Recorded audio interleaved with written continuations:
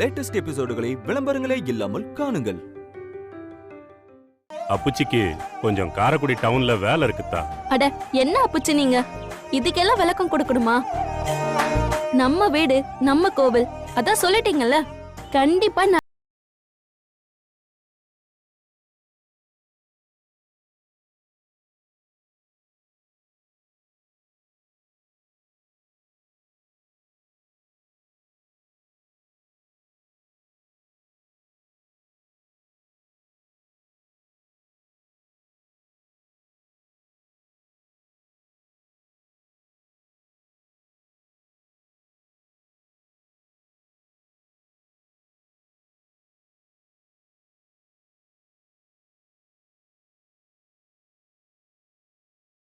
கூப்பிட மாட்டாங்க. இனி இங்க எல்லாமே இந்த உமாதான். இனி உனக்கும் கானாடு காத்தானுக்கும் எந்த ஒட்டும் இல்ல உறவும் இல்ல. அப்புச்சிய பார்த்தல, இப்ப வாச்சும் அவங்க மனசுல நீ இல்லன்றத புரிஞ்சுக்கோ. எப்படி எப்படி என் மக அமுதா வீட்டுக்கு தான் போவேன். அவ வச்சாதான் பிரமாதமா இருக்கும். அவதான் எல்லா விதத்திலயும் முறையா செய்வா. மத்தவங்க எல்லாம் சும்மானு அப்புச்சிய மகளும் சேர்ந்து என்ன ஆட்டம் ஆடினீங்க. இப்ப பார்த்தல அப்புச்சிய, உன்னை பத்தி பேசுறதுல நயா பைசா கூட பிரயோஜனம் இல்லையா. நான் தான் வந்து பொங்கல் வைக்கணும்னு நேர்ல பார்த்து சொல்லிட்டு போறாங்க. இதுல இருந்து என்ன தெரியுது? நீ எல்லாம் அப்புச்சிக்கு ஒரு ஆளே இல்லைன்னு சொல்லாம சொல்லிட்டு போறாங்க.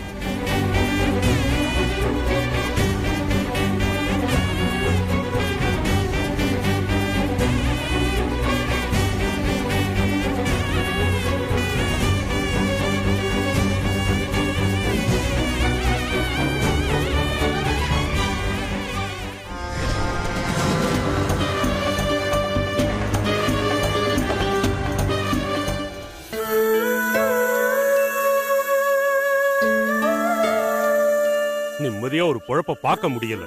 என் உயிரை எடுக்கிறதுக்குனே பிறந்தியா? நான் தான் உன் சகவாசமே வேண்டான்னு ஒதுங்கிதானே இருக்கேன். வீணா எதுக்காக என் பேரை ஊடால இழுக்கிற? என்னத்தா இம்புட்டு நேரமா காணோம்?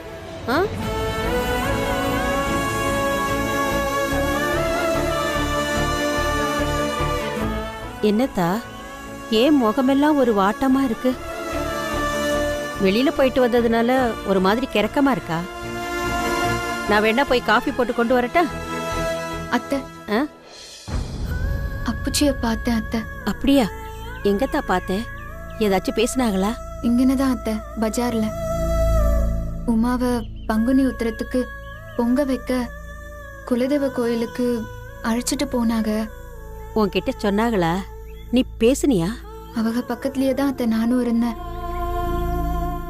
என் முகத்தை கூட நிமிர்ந்து பார்க்கல.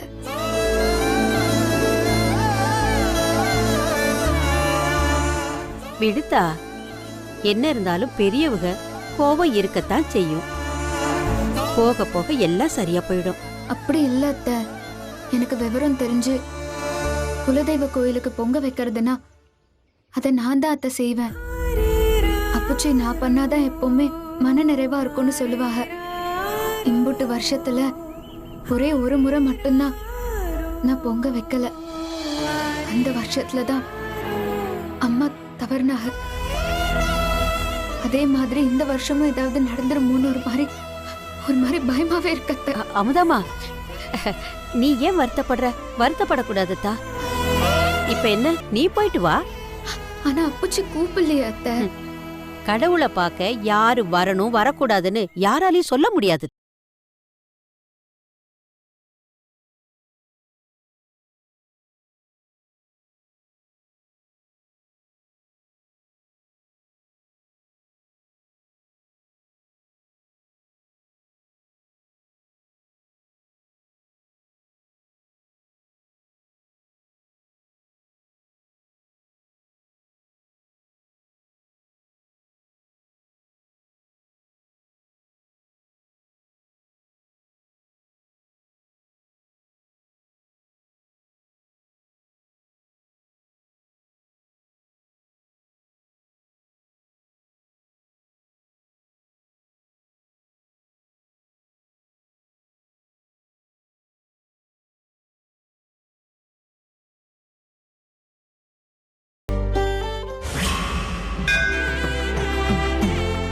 நாகு எல்லாத்தையும் எடுத்துக்கிட்டல. எல்லாம் எடுத்துக்கிட்டேங்க. இங்க பாருங்க. அதான் ஏற்கனவே பார்த்தாச்சு, அப்புறம் என்ன? இளங்கோ, உமாவுக்கு ஃபோன் பண்ணி பாத்தியா? கிளம்பிட்டாங்களா? கேட்டேன் பிச்சி, அவங்க அப்பவே கார் எடுத்துட்டு கிளம்பிட்டாங்களாம். இதோ இப்போ வந்துடுவா. இந்த வந்துட்டாங்கல்ல.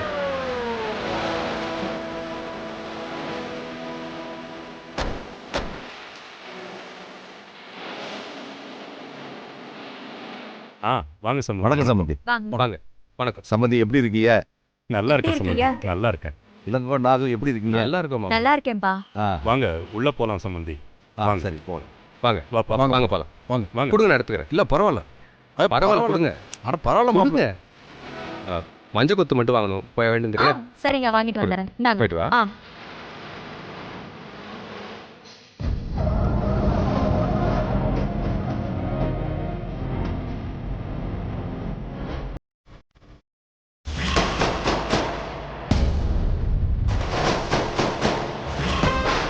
இங்க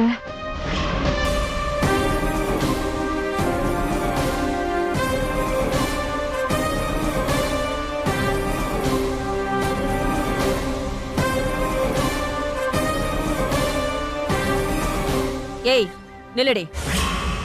வாமா மகாராணி, எங்க வந்த? ஆமா, எங்கடி அந்த வெக்கங்கட்டவனுங்க?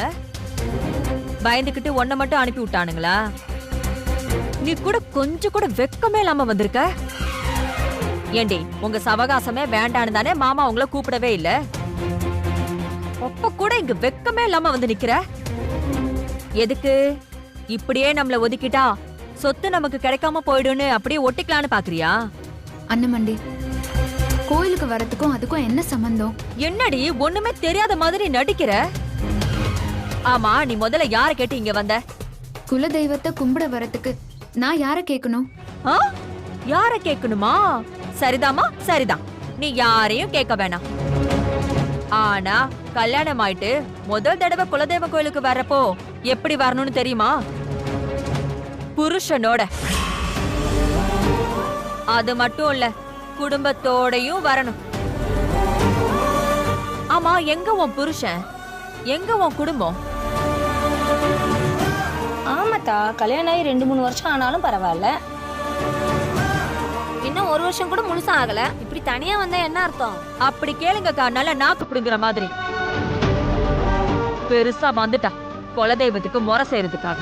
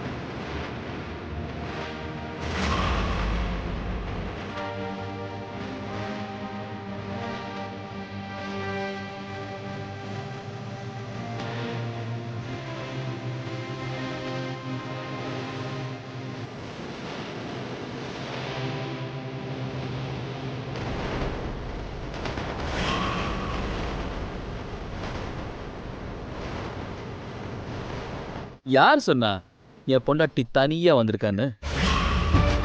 செல்லம், மாமா பூ வாங்கிட்டு வர்றதுக்குள்ள உனக்கு என்னமா அவசரம்?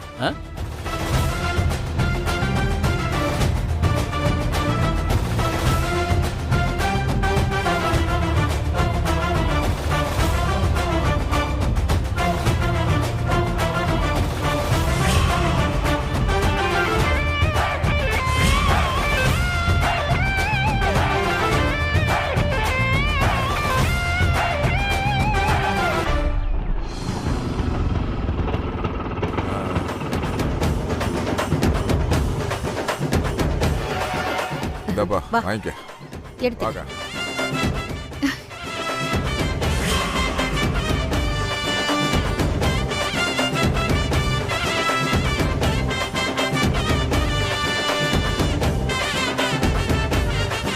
ஏதா பொங்க வைக்கணும், முறை செய்யணும், நிறைய வேலை இருக்குன்னு சொன்னா இப்ப வெளியே நின்று பேசிக்கிட்டு இருக்க. ஓ, நந்தி இடையில நின்று கேட்ட போட்டு நிக்குதோ? என்ன அன்னலட்சுமி அக்கா, குடும்பத்தோட கோயிலுக்கு வந்திருக்கீங்க. உங்க மருமக அதை சொல்றது கூட தயங்குறாப்ல. வெக்காத்தா வெக்கா. ஆமாமா, புருஷனும் பொண்டாட்டியுமா ஜோடியா தான் வந்திருக்கோம். மாப்பிள்ள அசத்துறானே.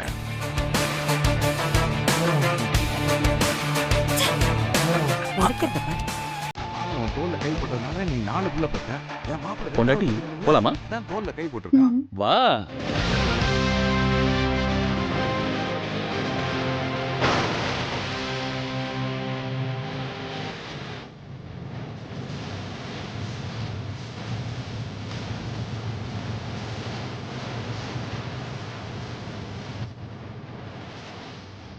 மாமா மாமா மாமா, என்னம்மா?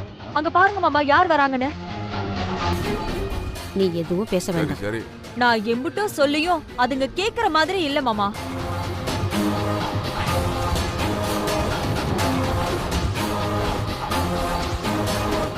ஏக்கா, சினிமா தியேட்டர்ல டிக்கெட் வாங்குறதுக்கு வருஷ கட்டி நிக்கிற மாதிரி நிக்கிறானுங்க. டேய் சும்மா இருக்கா. வணக்கம்.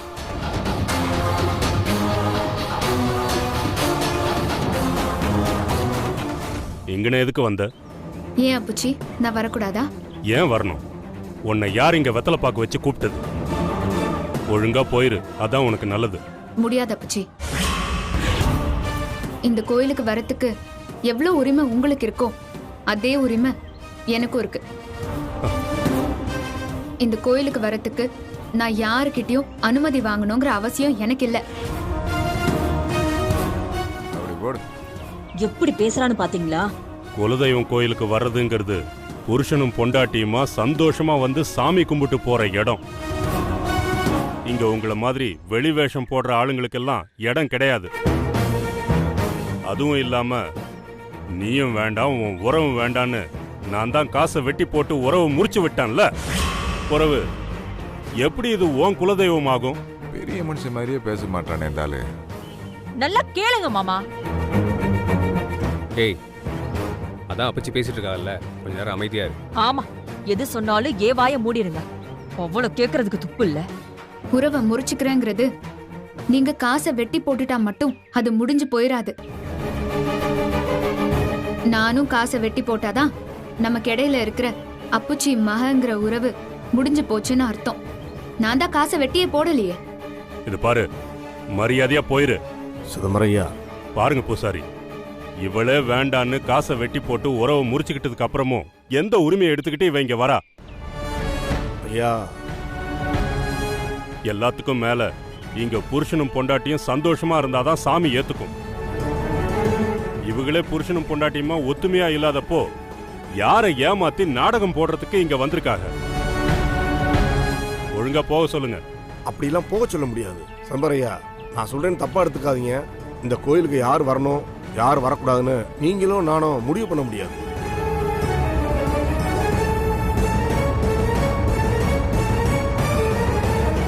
மேல இருக்கானே நம்மளெல்லாம் காக்குறவன், அவன் தான் முடிவு பண்ணணும். அவர்தான் முடிவு பண்ணணுமா?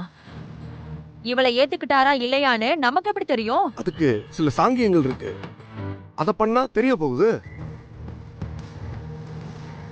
உங்க சார்பா சின்ன பொண்ணும் அவங்க சார்பா பெரிய பொண்ணும் பண்ணணும். தயாரா இருக்கு சொல்லுங்க.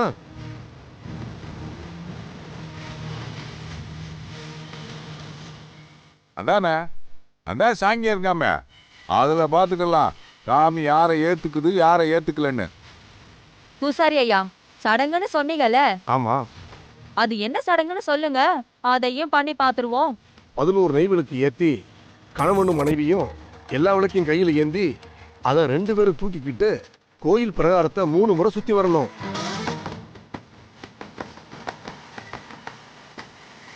இதுல முக்கியமான விஷயம் என்னன்னா, 3 முறை பிரகாரத்தை சுத்தி முடிக்கிற வரைக்கும் 11 விளக்குல ஒரு விளக்கு கூட அணையக்கூடாது. அப்படி அணைஞ்சிட்டா சாமி அவங்க 2 பேரையும் மனசார ஏத்துக்கலன்னு நாம முடிவு பண்ணிக்குவோம். பூசாரி சொல்லிட்டார்ல, போங்கப்பா போங்க. வாங்க.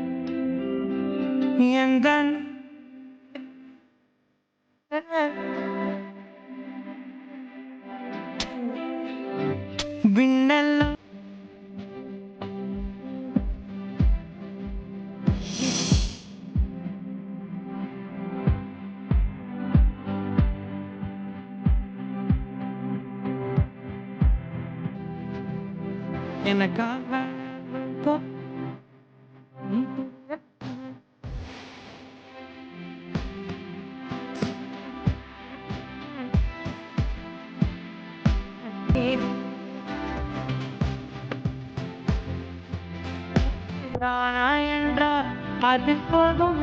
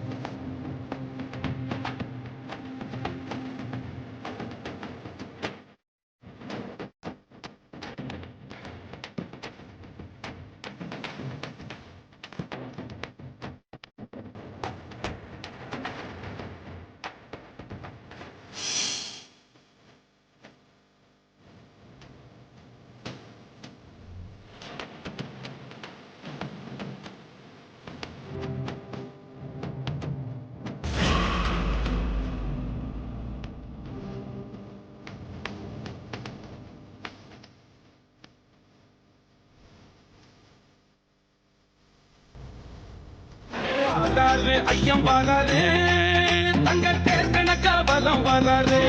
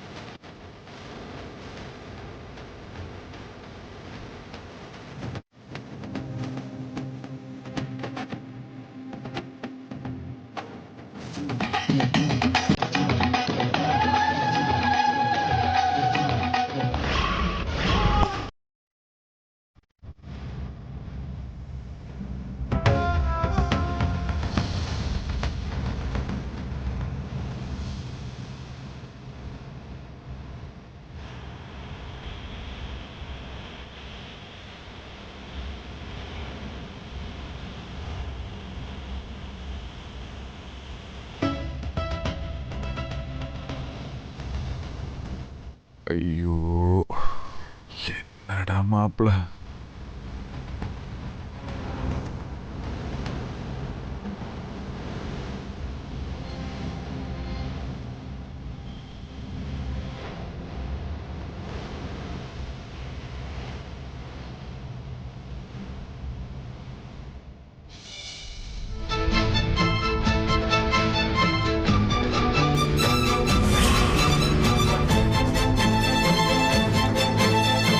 என்ன முதா, நீ ஏத்தி வச்ச விளக்கெல்லாம் அணைஞ்சிருச்சு போல. நீங்க 2 பேரும் சேர்ந்து வாழ தகுதியே இல்லைன்னு இப்ப கோலசாமி முடிவு பண்ணிருச்சு போல இருக்கு. என்னத்த செய்ய, இதெல்லாம் நீயே முன்னாடியே யோசிச்சிருக்கணும். என்னத்த பேசுற நீ? காத்துல விளக்கு அணைஞ்சு போச்சு, அதுக்கு போய் நிறுத்துறீங்களா? எதுக்கு எடுத்தாலும் ஜால்ரா தட்டிக்கிட்டு. எங்களுக்கும் தானே காத்து அடிச்சிச்சு, அதான் விளக்கு அணைஞ்சிருச்சுல. விளக்கு எடுத்துட்டு இடத்த காலி பண்ணுங்க, காத்தாது வரட்டும். அண்ணமண்டி சொல்லுமா, நின்னுகிட்டே இருக்காங்க பாருங்களேன். எப்படிதான் இப்படி சொரணை இல்லாம இருக்க முடியுதோ? ஏன் உமா, இந்த குடும்பத்துக்கு போய் என்ன பேசிட்டு இருக்க நீ? மான ரோஷத்துக்கும் இதுகளுக்கும் ஏதாவது சம்மந்தம் இருக்கா?